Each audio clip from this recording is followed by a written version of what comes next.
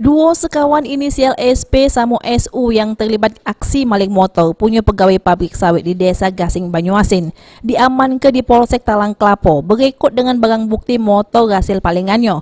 Kedua tersangka ini sudah melancar ke aksinya make kunci T, di mana salah sikok tersangka yang melakukan aksi maling motor ini ialah pegawai di lokasi pabrik tersebut.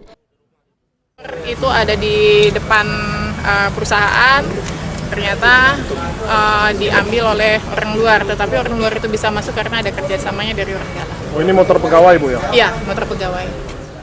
Menurut pengakuan tersangka SU yang ngupo ke salah sikok pegawai di pabrik sawit, kalau gewangnya SP yang ngajak dia maling motor.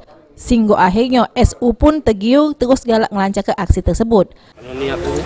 Oh dia, memang dia ngomong pecah mana sama kau? Lihat bagus motor. Oh ini, motor ini. Bagus. Pakai apa malingnya? Dihancur. Dihancur ke? Kunci T. Oh kunci T. Siapa nama kau? Mak ini buat nebus kesalahannya SU sama SP dijebloskan di jero tahanan Polsek Talang Klapo. Firman Hidayat, PAL TV.